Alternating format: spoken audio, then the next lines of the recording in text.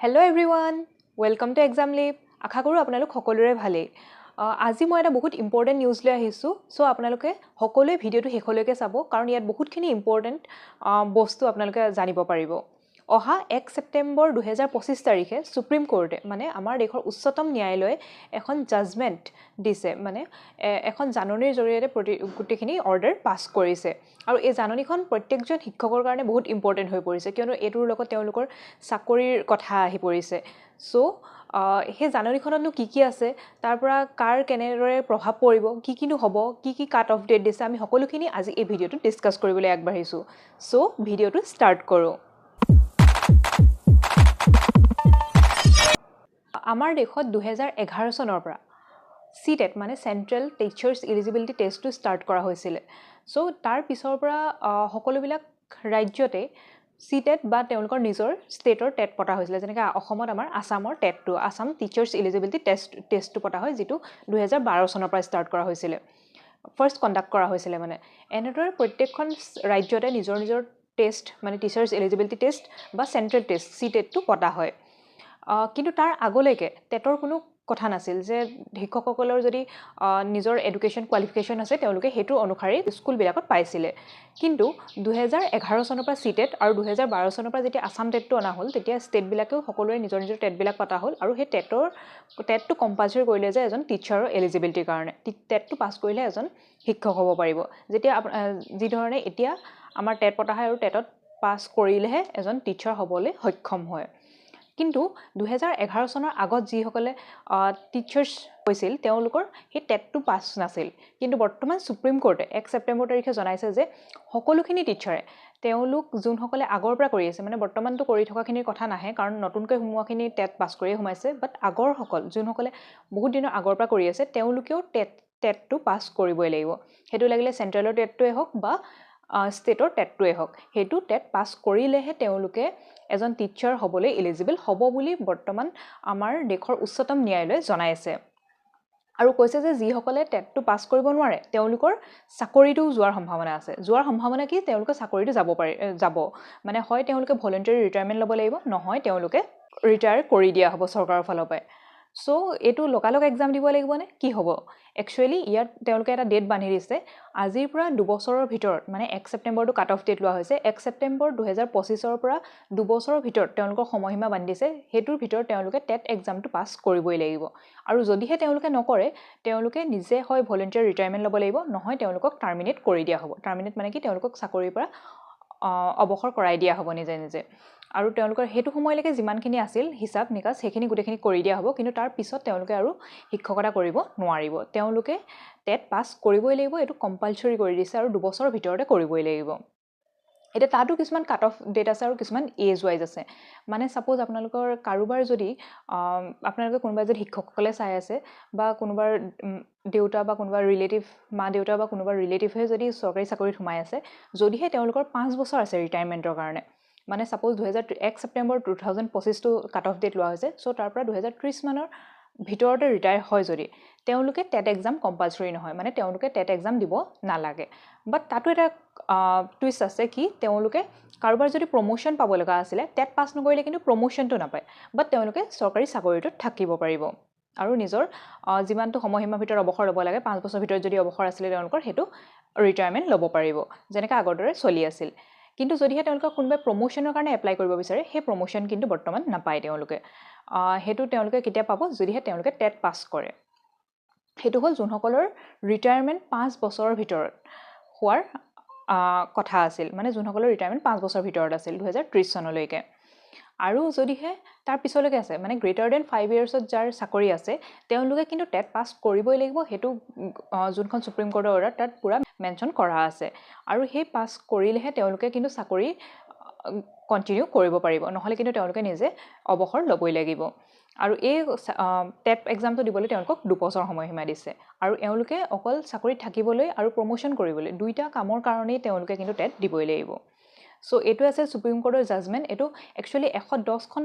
পেজৰ এটা PDF-ত দিয়া হৈছিল আৰু এইটো বহুতখিনি আমাৰ যোনখিনি বাই ল টাৰ্মছ হয় সেইখিনিত লিখা আছিল সো আপোনালোকক মই এইটো ভাবিলোঁ এটা সাধাৰণভাৱে বুজাই দিওঁ যাতে আপোনালোকে সকলোৱে বুজি পায় সো আপোনালোকৰ কোনোবাই যদি শিক্ষকসকলে চাই আছে তেওঁলোকে কিন্তু এতিয়াৰ পৰাই টেটৰ কাৰণে প্ৰিপেয়াৰ কৰক আৰু কোনোবাৰ যদি কাৰোবাৰ যদি ৰিলেটিভছ কোনোবা আছে মা দেউতা হওক বা কোনোবা খুৰা কোনোবা হওক তেওঁলোকে যদি শিক্ষকতা কৰি আছে তেওঁলোকলৈ এই ভিডিঅ'টো শ্বেয়াৰ কৰক কাৰণ এইটো বহুত ইম্পৰ্টেণ্ট কথা আহি পৰিছে কাৰণ চাকৰি কথা আছে যিসকলৰ 5 বছৰতকৈ ওপৰ চাকৰি আছে আৰু 5 বছৰ ভিতৰত আছে তেওঁলোকৰ যদিও কোনোবাই যদি প্ৰমোশ্যনৰ কাৰণে এপ্লাই কৰিব বিচাৰে তেওঁলোকেও কিন্তু টেট পাছ কৰিবই লাগিব সেইটো কম্পালচৰি কৰি দিছে আৰু যিহেতুকে সুপ্ৰিম কোৰ্টৰ অৰ্ডাৰ হয় তেতিয়াহ'লে আমাৰ দেশৰ প্ৰত্যেকখন ৰাজ্যই মানিবই লাগিব আৰু সেইটো সম্পূৰ্ণভাৱে মনাই হ'ব আৰু এতিয়া এটা কুৱেশ্যন আহে যে অকল এইটো অকল চৰকাৰী স্কুলবিলাকৰ কাৰণেই ফলপ্ৰসূ নে নহয় একচুৱেলি এইটো সুপ্ৰিম কোৰ্টে মেনশ্যন দিছে একচুৱেলি প্ৰাইভেট স্কুলবিলাকতো বিএড লাগিছিলে প্ৰয়োজন হৈছিলে আগতেও কিন্তু আমাৰ প্ৰাইভেট স্কুলবিলাকত কম্পালচৰি কৰা হোৱা নাছিলে আগতেও এতিয়াও কিন্তু বহুতবিলাক স্কুলত আজিকালি যদি যোনখিনি এপ্লিকেশ্যন যদি বিচাৰে কাৰোবাৰ পৰা তাত মেনশ্যন থাকে যে বিএড ইজ ৰিকুৱায়াৰ্ড বুলি বাট এইটো কম্পালচৰি কৰা নাছিলে বাট সুপ্ৰিম কোৰ্টৰ মতে এডেড আৰু আনএডেড মানে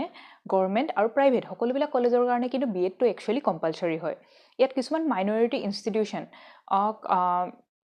ৰেহাই দিছে মানে এক্সেপশ্যনেল কেছ আছে কিছুমানক বাট সেইটো কৈছে যে এইটো আমি কিন্তু নেক্সট আকৌ আমি সেইটোৰো জাজমেণ্ট দিম আৰু সেইটোৰ ওপৰতো আমাৰ কিন্তু বিচাৰ বিবেচনা কৰা হৈছে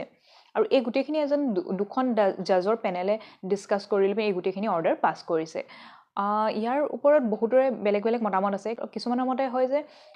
বহুত বছৰ কিছুমান কাৰ্যকাল কৰিলে আৰু বহুতসকলৰ এতিয়াও কিন্তু বিএড পাছ নহয় আমাৰ শিক্ষক শিক্ষয়িত্ৰীসকলে যোনসকলে আমাক স্কুলত পঢ়াইছে তেওঁলোক হয়তো বহুতৰে বিএড কৰা হোৱা নাই বাট এইটো বুজাব নি যে তেওঁলোক এলিজিবল নহয় তেওঁলোকে শিক্ষকতা ভালকৈ কৰিব নোৱাৰে একচুৱেলি সেইটো নহয় তেওঁলোকে শিক্ষকতা হয়তো বহুত ভালকৈ কৰিব পাৰিব বাট এতিয়া ডিমাণ্ড হৈ আহিছে যে আমি নিজৰ শিক্ষাৰ যোনটো স্তৰটো সেইটো বহুত আগবঢ়াবই লাগিব যিবিলাক ডেভেলপ নেশ্যন আমি যদি ইণ্ডিয়াখনক নিজৰ ডেভেলপ নেশ্যন হিচাপে চাব বিচাৰোঁ তেতিয়াহ'লে আমিও তেওঁলোকৰ নিচিনাকৈ এটা হাই ৰিকুৱাৰমেণ্টছ ৰাখিব লাগিব এজন টিচাৰ হ'বলৈ কাৰণ যিহেতুকে আমি বহুতৰে এটা শুনিবলৈ বেয়া হ'লেও মানসিকতা আছে যে একো নাপালে আমি এজন শিক্ষক হোৱাৰ কথা ভাবোঁ যে একো নাই পোৱা যদি আমি বিএডটোকে কৰি লওঁ আমি টিচাৰকে হৈ যাওঁ বাট সেই মানসিকতাত লৈ জানো এজন ভাল শিক্ষক হোৱাৰ সম্ভাৱনা থাকে সেইটো এটা কিন্তু ভাবিবলগীয়া কুৱেশ্যন আৰু এইটো আপোনালোকে কি ভাবেনো সেইটো মোৰ মতামত মোক কমেণ্ট ছেকশ্যনত জনাব সো আজিৰ দিনত একচুৱেলি টেটটো কম্পালচৰি হৈ গৈছে বাট তাৰ মিনিং এইটো নহয় যে আগত যোনসকলে পঢ়াই আছিলে তেওঁলোকে টেট পাছ নাই কৰা বুলিয়ে যে তেওঁলোক সেইটোৰ কাৰণে যোগ্য নহয় তেওঁলোকৰ যোগ্যতা অবভিয়াছলি তেওঁলোকে প্ৰুভ কৰি আহিছে ইমান বছৰ কালে বাট সুপ্ৰিম কোৰ্টেও তেওঁলোকৰ অৰ্ডাৰখনত লিখি দিছে যে it doesn't mean that like they are not eligible or they are not worthy enough for the teachers role but according to the NSP 2020 যিখন আমাৰ নেশ্যনেল এডুকেশ্যন পলিচি 2020 তাৰ লগত যদি আমি এলাইন কৰিবলৈ হয় আমাৰ শিক্ষকতাৰ স্তৰটো যদি আমি শিক্ষাৰ যদি ডেভেলপমেণ্ট কৰিবলৈ হয় তাৰ কাৰণে কিন্তু আমাৰ এই ডিচিশ্যনটো লোৱা বহুত প্ৰয়োজনীয় হৈ পৰিছে বুলি সুপ্ৰিম কোৰ্টে নিজে নিজৰ অৰ্ডাৰখনত মেনশ্যন কৰিছে সো সকলোৱে টেট পাছ কৰিবই লাগিব বৰ্তমান নতুনসকল যিসকল সোমাইছে তো তেওঁলোকৰ কাৰণে একো